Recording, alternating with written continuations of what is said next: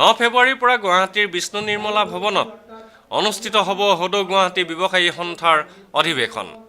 গুৱাহাটীত অনুষ্ঠিত এখন সংবাদ মেলত এই কথা ঘোষণা কৰে সন্থাৰ বিষয়ববীয়াই। উক্ত অধিৱেশনত প্ৰথমবাৰৰ বাবে সন্থাই এজন উদ্যোগীক প্ৰদান কৰিব ব্যৱসায়ী ৰত্ন আৰু 4জনক প্ৰদান কৰিব ব্যৱসায়ীশ্ৰী সন্মান।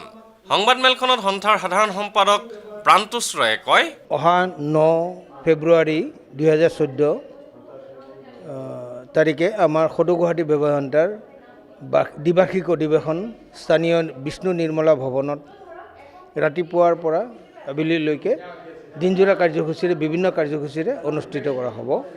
এইবাৰ বিশেষ প্ৰগ্ৰাম আমাৰ যিসকল ব্যৱসায়ী বিভিন্ন শাখা সমিতিৰ বজাৰ অঞ্চলত 75 বছৰৰ ওপৰৰ বয়স অৰ্থাৎ 50 বছৰ 60 বছৰ ধৰি তেওঁলোকে ব্যৱসায় কৰি আছে। তেওঁলোকে চৰকাৰৰ ফালৰ পৰা আজিলৈকে না পেঞ্চন পায় না কোনো মেডিকেল পায়, একো সুবিধা পোৱা নাই। কিন্তু আমি ব্যৱসায়ী সন্থাই আমাৰ এই অধিৱেশনৰ জৰিয়তে তেওঁলোকক আমি সম্বৰ্ধনা আগবঢ়াম।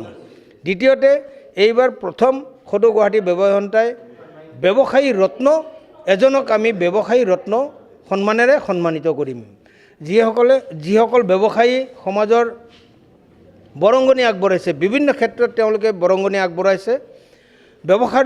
ব্যৱসায় কৰি থকাৰ পিছত নিজৰ পৰিয়াল ভৰণ পোষণ কৰাৰ লগতে কিন্তু সমাজৰ বিশেষ কিবা ৰেখাপাত কৰিছে, স্কুল কৰিছে, কলেজ এখন বনাই দিছে বা মেডিকেলি সহায় কৰিছে, ৰাইজৰ সহায়, এনেকুৱা ধৰণৰ ব্যক্তিসকলৰ ভিতৰত আমি বাছি ওলাই ব্যৱসায়ী ৰত্ন বা বহুতক সংস্থাপন দিছে।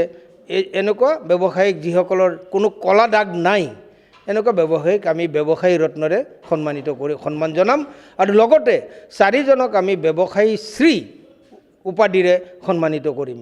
ভিডিঅ' জাৰ্নেলিষ্ট সুশান্ত দাসৰ সৈতে অমৰদীপ গগৈ, চেণ্টিনেল নিউজ, গুৱাহাটী।